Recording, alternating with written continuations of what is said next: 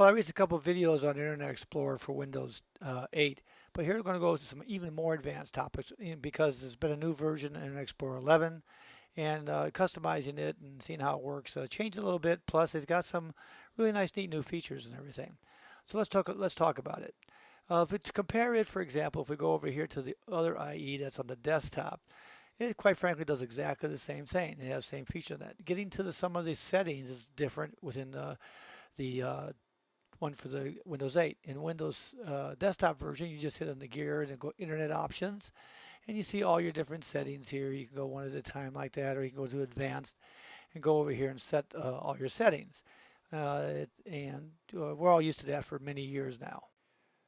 So getting out of that and everything, and let's move this over here for a second and split our window. We're going to go back to Internet Explorer for Windows 8, and we're going to compare it. Again, its settings are a little different. Like normal Windows 8 applications, all your settings are in the charms bar on the right-hand side. So if we take the Internet Explorer as is and we look over here on the far right, we go up to settings, and there's all of our settings for Internet Explorer 8. So let's take a look at options here. We click on options, and now you'll see a whole bunch of different options. We'll see appearance. We'll sit there and say, always show address. Now that's important in that it was always hard to find, or you had to pop up when you right-clicked.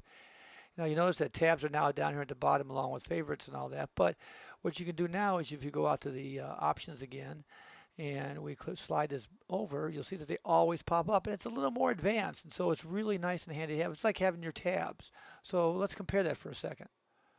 Let's go back to Internet Explorer 8 for the desktop.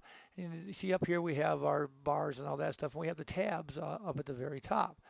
We have the same thing down here. We have our address bar down here and all that. So we have the same functionality now. It's just been put down at the bottom of the screen. You know what I do like about it is while I'm down there, I can click on these things and take a look at my frequent stuff, my frequently visited sites. I can do that. I can sit there and manage my tabs right here. I can close a tab, add a tab, and all that just by using it down there. So I'm considering leaving it open. So let's go to a website here. We're going to take a look at that there, and we'll show how tabs work just like they do in the old Internet Explorer. If I go over here to the right-hand side and I look up here, there's the address I'm at, okay, and there's the tab there, and I click back and forth between tabs. Now over here, conversely, in the Windows 8 version, I do the same thing. I have two different tabs here, and I can close that one and still have the other tab open. Now there's a couple of more tweaks down here that we'll talk about a little bit later, but I'm going to go back to options and finish those off. Okay, we can turn that on and off up there like we talked about. The other is your zoom for your page. That's your typical zoom settings and all that. If you want a permanent zoom change, home pages, just like before, you can customize. You can say these are my home pages. If you have a current home page showing, you can add that just by clicking on that. If you click here and say that one, I want to remove it. I just click on remove it, and that removes that from your page collection. So when you fire up Internet Explorers, those come up. Well, then the next thing down here, this shows reading view. We're going to cover this a little bit later in detail because it's a completely different thing that's going on here, and I'll cover it in detail a little bit later in the video. I do want to point out, though, it has no effect to the size unless you go to a website like Microsoft here or MSN and you try to change that setting. It has no effect on this current setting here where you see a bunch of articles and things like that. We can actually go out to other websites as well. Again, we'll see that later. We click as much as you want and everything. It's not going to change the look of it right now. It's no matter which setting I choose or how I change it and everything, that's not going to happen. So with that, let's go back to the options again to finish those off. Let's go down here to history. You notice here it's how to do your history just like you would in Internet Explorer. You can say do these different things. I always turn off cookies because I don't want to lose my cookies because it has maybe passwords and things like that, or at least your email address you used going to a website. You do all this stuff here. By the way, you can sit there and say you can keep your data for favorites and all that stuff. What you want, you delete your history. So that's a little bit of a change. Hit delete, and sure enough, it'll say deleting, and the data you have selected was deleted. So if we go back again to our options and we scroll down a little bit further, now you'll see passwords. You can actually delete individual passwords. There were ways before you could only delete certain cookies and everything, but now you can select all the different sites you've been at and say, I don't want that password to be recorded anymore, and I can remove that particular one. So you have complete control over your password history, which I think is pretty cool. So if we go back in and get to your options and go back there again, and we scroll down, we should see that under passwords that account is no longer listed there. It's been removed from your system.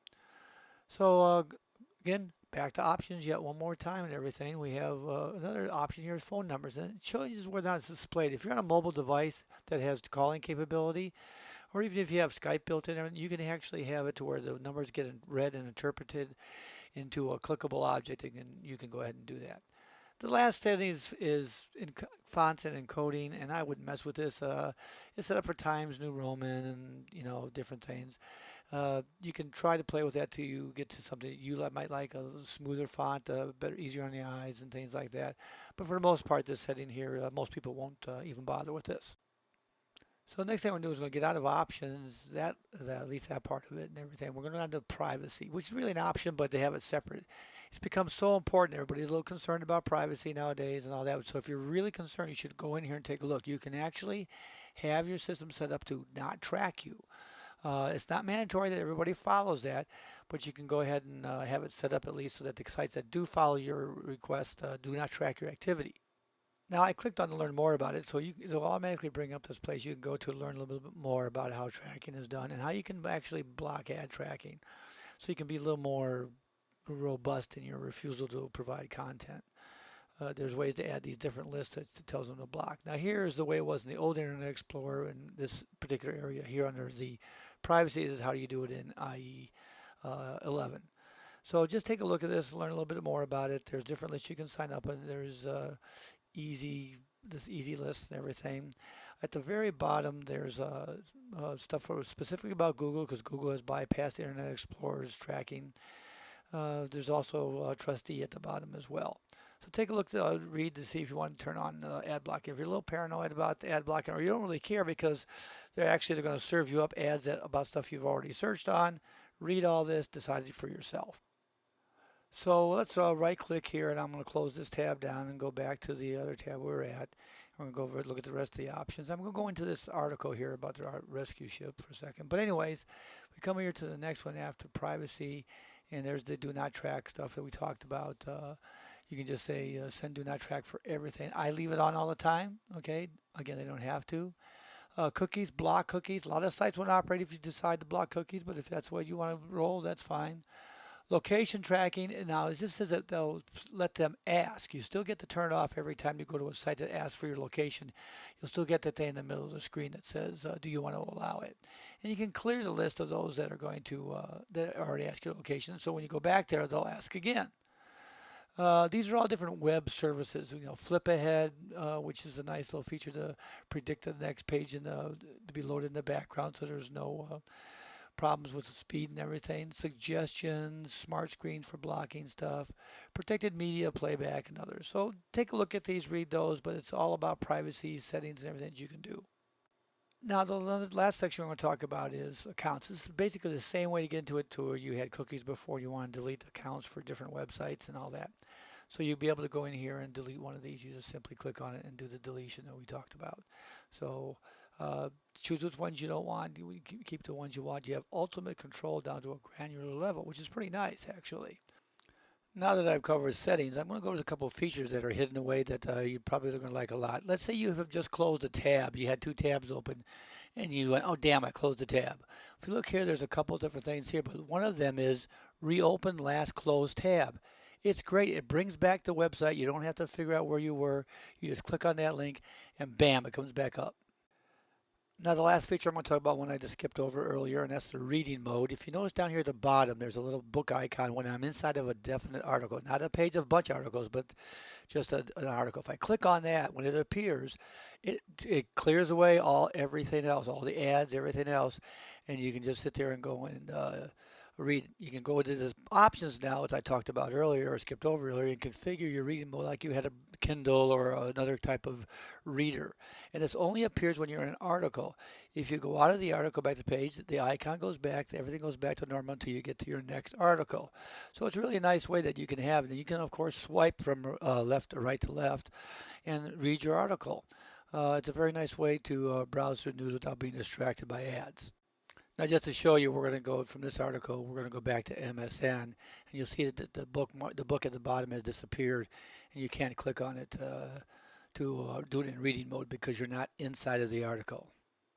Now, I've tested this on only two sites, MSN and CNN, and it works on both sites. So the browser does detect when you're inside of an article somehow. So you can look around and see if your favorite site supports it as well. But again, another great feature if you want to leisurely stroll through your article. So there you have it, the tweaks added into IE11, by the way, for Windows 8. Answers some of the questions about how to do all those different kinds of things in the advanced options.